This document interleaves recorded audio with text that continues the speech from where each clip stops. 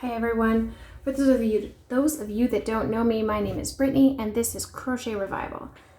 Today I wanted to talk about the granny square dress that we're starting for the winter 2020 vintage pattern reviews. So, mind my notes. This is the granny square dress that we are working on for the winter season. And this pattern was purchased from the Vintage Besso Etsy shop for $105. There's a video that I made a few weeks ago that talked about the yarn I chose, how I chose it, how much it cost, a potential substitute for that one if you don't want to spend the $8.99 a skein, etc. So you can check that out if that's a topic you're interested in. But today I wanted to talk about sizing. So, for anyone who hasn't purchased a vintage pattern before or worked with a vintage pattern before, sizing is different than our US term. So oftentimes with a vintage pattern, you're going to have limited sizes. Today we see a lot of I see a lot more size inclusive patterns where people are going from, extra small to 5X, so that no matter what your size, you can make the right size for you, and it's not including or excluding anybody that is not just a small or not just a medium, which is good, especially when you're paying for a pattern. You want to be sure that you have the size that you need. So that's a good thing about today's patterns. People test them and everything, and they make sure that the sizes are inclusive. But when you're working with a vintage pattern, that's not necessarily the case. So if you're outside of maybe a vintage pattern, or maybe a today's large, a vintage pattern is going to be a lot more difficult to adjust, I guess. Not to say it can't be done, it definitely can. And I haven't made anything quite yet for anybody that was not myself. And that's something that I kind of have on my bucket list. I want to make something for using a vintage pattern for somebody who's, larger than, has a different body shape than me, and is maybe somebody I'd have to adjust the pattern for just to see how it goes. So that's my goal. But on to this. If you purchase this pattern, we are working with 3 different measurements. We're working with a size 12, a size 13, and a size 14. The size 12, finished measurements for the bust and the bottom of the skirt are going to be the same for all of the sizes. And the 12 is going to be 36 inches for your bust and bottom of the skirt, 38 inches for a 13, and 40 inches for a 14. And there's no stitch increases with this pattern for the size. So, for example, if sometimes you'll read a pattern and your stitch count will be 40 for a small and 45 for a medium, that's not the case with this pattern. We're just upping our hook size to get a little bit more of stretch or yardage to fit the larger size. So, not to say that you couldn't change your stitch. If you wanted to do that, you just have to do your figure out your whole pattern of how you're going to change it, if that's something that you're going to explore. So with that said, kind of wanted to go into my little adventure. So for those of you who haven't watched any previous videos or who don't know me, I'm 5'8".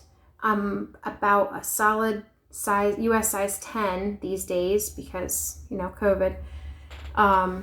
And my body shape is relatively, I guess, you would say square. I don't have a whole lot of difference between my waist and my hips. Even when I'm in my best shape, I don't have a whole lot of difference between those two. I can work it up, but just go with what God gave me for now, because I'm not lifting weights in the gym. But So with that said, that's kind of an overview. I'm 5'8", US size 10. Yeah, so. And I guess in tops, I'm usually like a medium or a large. Bottoms, I guess like a medium or a large. It really depends on the brand. Usually in tops, I'll kind of choose to go with a large because I have long arms. So I don't like things to be like too tight. So at the widest part, let me back up. It might not be good light, but at the widest part of my hips, I'm about 43 inches. Okay, that's 3 inches more than the size 14 in the pattern. And I said I was taller, was 5'8", and let me see if I can tippy toe. You can see how much this is about where I want my skirt to be. Actually, even lower. I just can't stand up. So let's see. Let's just pinch it. So we're at 43 inches. Yeah. So that's how much of an overhang I'd have if I went with the 40 inches and I had my dress at the length I wanted it, because I have chicken legs to boot. So I don't want that. I don't want the dress to be like really big on the bottom. But I do want it to fit my butt. So I originally started with the size 12, which would have a finished, what am I trying to say? Finished size of 36 inches. And when I started putting it together, I started getting a little nervous because it looked so small. But if you watch any other videos, this yarn has stretch. And keep in mind that whenever you're making something like a wearable and you're crocheting it or even knitting it, it's gonna loosen, especially something like a skirt or a dress, because you're moving your legs or walking. So the 36 would have fit me. Let's just try it on. The 36 would have fit me. It fits up over my butt and all of that. I can move my legs. I can do all of that stuff, but it was just a little more of it was a little too much of a tighter look. I didn't want that tight of a look. The 36 would have been kind of like fitting me like a bodycon, and I wanted it to be a little bit more, I guess, work friendly. I wanted to be able to wear it out, wear it to work if I wanted, so I wanted a little bit looser on the bottom. So with that said, since I have 43 at my widest point, I'm gonna go with making the size 13 and having a finished bottom of 38, because when I measure out 38 inches,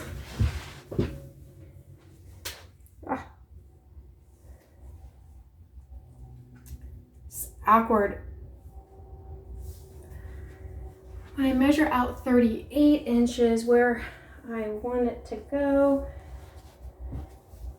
there's about that much overhang, which is a lot more geared towards the style that I'm going for. So I'm going to make the size 13 with a finished bottom of 38. I don't think that I'm going to have to make too many adjustments for the bust area, because I measured my bust area unpadded. It's like 36. So leaving room for, maybe I'm wearing a padded bra or something like that, it won't be too tight. So I probably will leave that section alone. But I'm either going to up my hook size when I get to the body part of the dress where I'm crocheting in the round and trying to get up over my butt, or I'm just gonna try it on with a 5mm crochet hook and see how I like it. I'm thinking that I might not even have to up my hook size, but I wanted to throw it out there that if you have kind of a, I don't want to say non-standard, because we all have different body shapes. We don't all have you know, a Barbie body shape. Otherwise, you know, plastic surgeons would be out of business. But if you're making this to tailor your body, the option of upping a hook size just to maybe accommodate the fact that you have a little bit of a bigger butt or you have wider hips and you want it to be tight, maybe you want it to be more of a bodycon style and you want to size down, just my suggestion is to try your item on like throughout making it. So I tried this on, I made this bottom part or this, the body part, the tan part, probably about 3 times before I decided this just wasn't going to be what I wanted. So I was going to tear it out and try with the 5mm, because if you watch the other videos, I spent a lot of money, I spent a lot of money on the yarn. I bought something that was a little higher quality than I typically would. And I did that because I was really looking forward to making this dress, and this dress was going to be for me. So I was like, you know what? I can justify it. I want it to be wearable. I want to enjoy it. I'm going to buy the little bit more of an expensive yarn. And the yarn overall wasn't all that expensive. It was $8.99 a skein, and there's 280 meters. And I'm working on this bottom part. I'm thinking, that's a lot. You got a lot of yarn. Like, it goes pretty far. So all things considered, it's not that it's very expensive yarn, it's just something that's a little bit more pricey than I would typically buy. So I want the item to fit the way I want it. So I'm going to be reworking that this week, and hopefully I can share pictures and stuff on Instagram of where I'm at. Maybe I'll even try to take a picture of me trying on like while I'm making the dress. My hope was to have this dress finished by Thanksgiving so I could wear it, but being that I'm reworking it, I'm probably going to be cutting it down to the wire. But that's kind of where I'm going with this. So I started off making the 12. I'm going to abandon that thought for now. And I'm going to go with making the 13. I'm going to play it by ear on whether I'm going to up my hook size when I get to the body portion of the dress, and if I just keep it at a 5mm. When you consider the differences in the square size, it's about 1 row difference in gauge. So I think that's going to end up perfect because it's going to give me a little bit around the legs, but not too much. So with that said, I just had a few things that I kind of wanted to keep in mind. When you're making something, whether it's a vintage pattern or not, but especially with the vintage pattern because they are not size inclusive, consider your body shape before you're making the pattern. So for example, I'm 5'8", I'm probably taller than what their model is. So I'm going to say, maybe I'm taller, maybe you're shorter, maybe you have a really slender waist and you need to do more increases. Maybe you don't have such a slender waist and you don't want to do as many decreases as they're suggesting. So consider your body shape when you're making your item. They're giving you a suggestion to make the item per how they want to. So if it was mass produced, this is how they would do it. But consider your body shape. You're putting all this time and effort into it. You're spending money on the materials. Consider your body shape before making the item. Also, a suggestion that I am slowly learning to follow is make sure that you're reading through the pattern, not just skimming, because that's what I have a tendency to do. Is there increases, decreases, blah, blah, blah. That's what I do, but I'm learning that it's better to just take your time and read through the pattern and write down kind of on the side, because I've told you guys, obviously you can see I print the pattern out, mostly because I'm writing notes, you know, along the side, and I'm making changes, or I'm writing for like this is all the information about the yarn.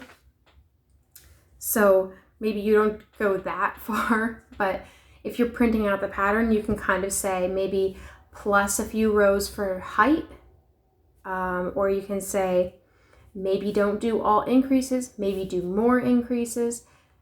So read through it and take your time. And then also, especially if you're making this piece for yourself, try your piece on often. Like you saw me, you know, try this on.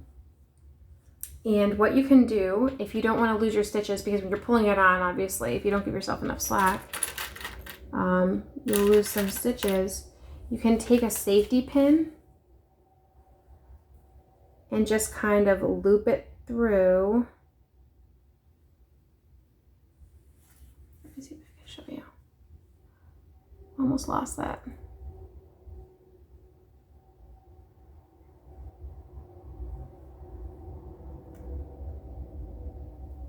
I loop it through the working loop, and then I go back through the top of the loop.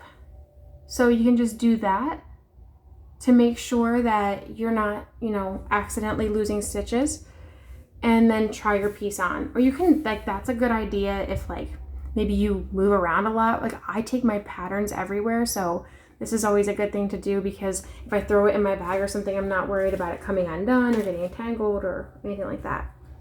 So last piece of advice, try your pattern on often. So that's kind of all I wanted to come on and say. Consider your body, read through the pattern, and just give you an example of how I'm trying to make the dress to fit my body. So if you're a little taller, maybe you can use that as a guideline of kind of the changes that you want to follow. But yeah, the biggest suggestion would be to consider your body shape and take your time reading through the pattern, because we all have different bodies. We all have taller, shorter, thinner, not so thin, whatever you are. So take the time, read through the pattern, consider your body so that you don't have to rework your pattern or get frustrated.